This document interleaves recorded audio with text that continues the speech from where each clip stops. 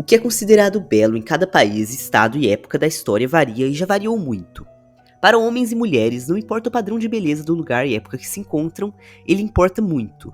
Afinal de contas, sua aparência é a primeira impressão que você causa nas pessoas. Portanto, uma boa aparência sugere coisas positivas a alguém, mesmo antes de você falar com essa pessoa.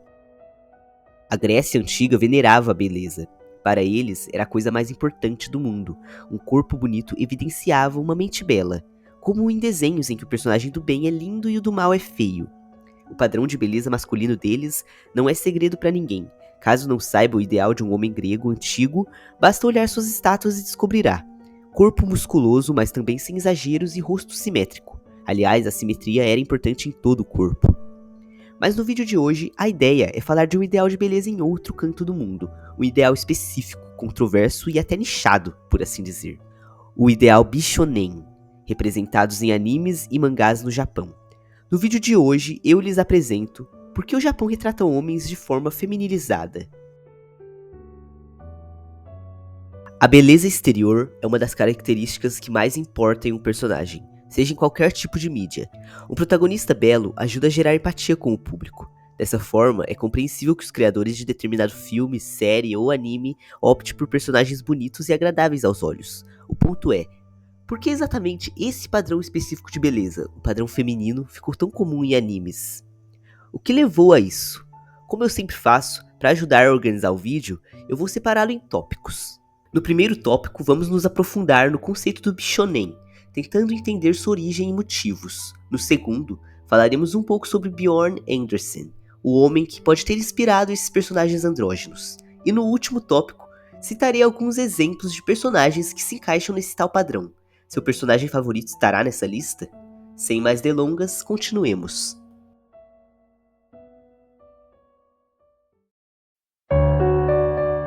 Para falar de Bishonen, é preciso entender que essa pira do Japão com rapazes jovens e afeminados não é de hoje. Na verdade, vem de um Japão muito antigo. No período Edo, que foi entre 1603 a 1868, ou seja, nem sua avó era nascida. Nessa época, havia meio que um terceiro gênero, que ia além do feminino e masculino, os wakacho. Basicamente, jovens do sexo masculino passavam pela fase wakacho antes de se tornarem adultos. Era como uma transição entre a infância e a idade adulta que terminava em uma cerimônia chamada Genpuku. É meio complicado, para melhor compreensão, para nós as fases da vida fica tipo criança, adolescente e adulto. Para os japoneses, no período Edo, era criança, wakacho e adulto. Os wakacho tinham de se vestir com as roupas apropriadas a eles. Usavam kimonos femininos e um corte de cabelo específico que era parcialmente raspado, mas majoritariamente longo.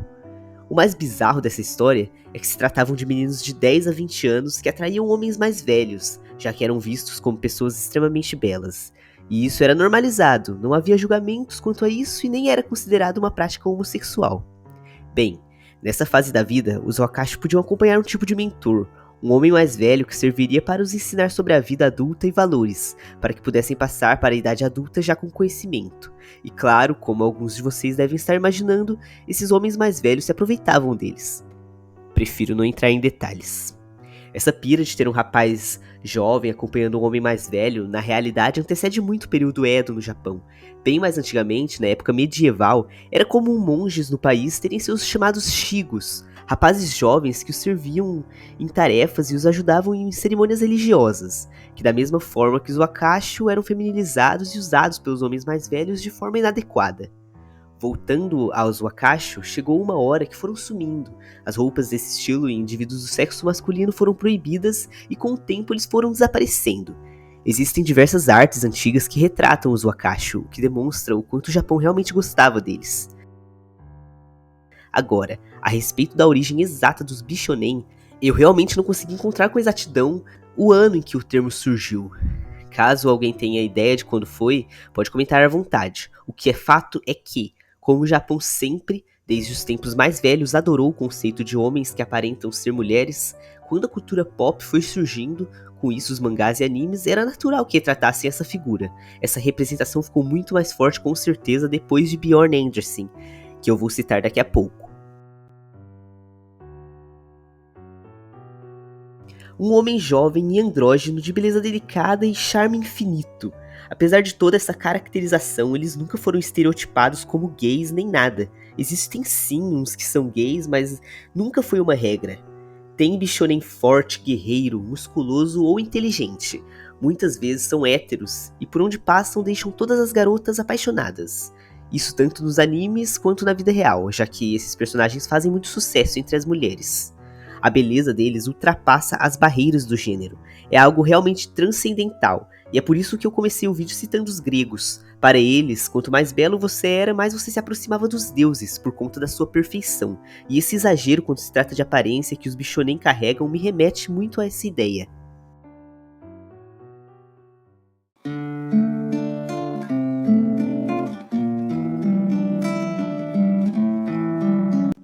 Bjorn Andersen é um ator sueco nascido em 1955 que acabou fazendo muito sucesso nos anos 70 por conta do filme Morte em Veneza, em que ele atuou com apenas 15 anos de idade.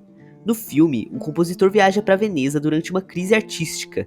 Nessa sua crise, o compositor chega a dizer que a beleza não se cria, é algo que a natureza faz por si própria, então para ele é impossível alcançar essa tal beleza em suas obras. Ele se vê frustrado, até que ele se depara com esse rapaz interpretado por Bjorn Andersen, que o deixa obcecado, justamente pela sua beleza. E o filme é esse compositor observando de longe o rapaz, sem nunca entrar em contato com ele. Não vou entrar tanto em detalhes, já que o filme não é o foco do vídeo, mas o canal Cinema em Detalhe fez um vídeo muito bom sobre ele que eu recomendo. Antes de Morte em Veneza, Bjorn não era conhecido.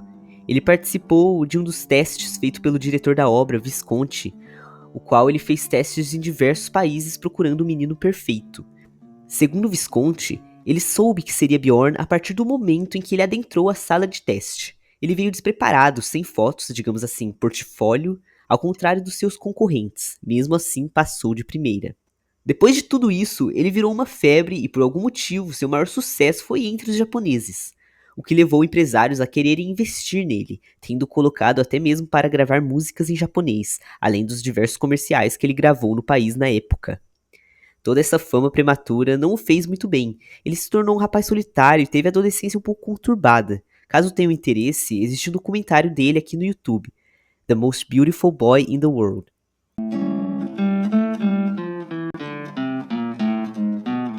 Todo o seu sucesso teve seus efeitos colaterais, e o Bichonen foi o efeito mais impactante.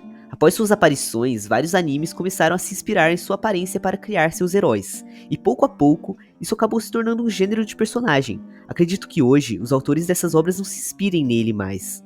Isso simplesmente se tornou algo natural de se fazer. Dessa forma, personagens Bichonen são introduzidos até hoje nas mídias japonesas.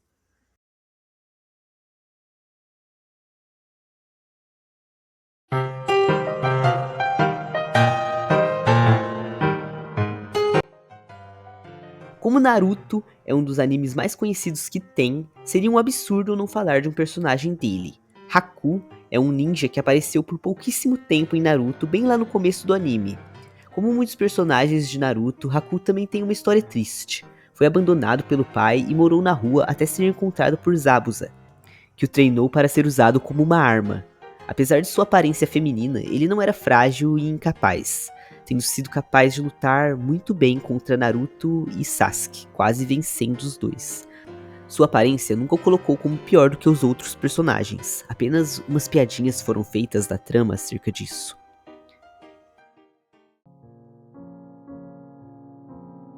No filme Castelo Animado do estúdio Ghibli, temos esse personagem Hao, que é um mago poderoso que vive em uma espécie de casa que se move. Ao decorrer do filme, ele acaba formando um par romântico com a protagonista. Isso desmistifica a ideia do homem delicado ser naturalmente um homossexual. Apesar de ser um homem hétero, o personagem se preocupa muito com sua aparência, chegando a ter um breakdown quando descolore o cabelo da cor errada.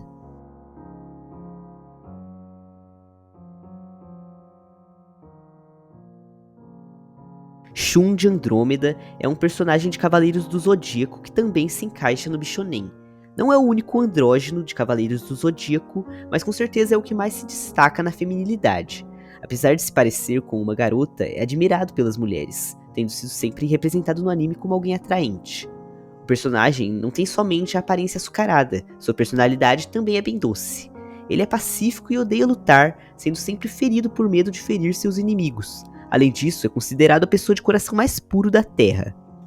O personagem possui uma armadura rosa bem chamativa e longos cabelos verdes.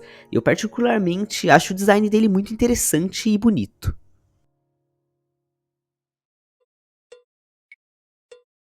Sesshomaru é um antagonista do anime Inuyasha. O personagem, assim como o último citado, também tem um design muito criativo. Esse bichonen está envolvido no meio dos personagens afeminados que também são vilões. Existe, não só em animes, em desenhos também, esse gênero de personagem feminilizado que é do mal. O motivo disso não se sabe ao certo, mas rola discussões acerca disso na internet. Irmão do protagonista Inuyasha, também um bichonen, ele planeja destruí-lo e carrega muito ódio por ele, o que rende um bom casos de família.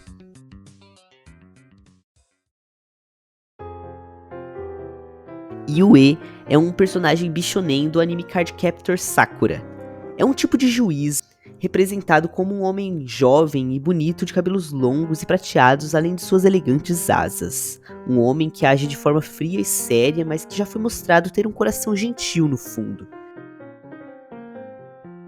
Existe algum outro personagem que você encaixaria nessa lista? Se sim, comente qual.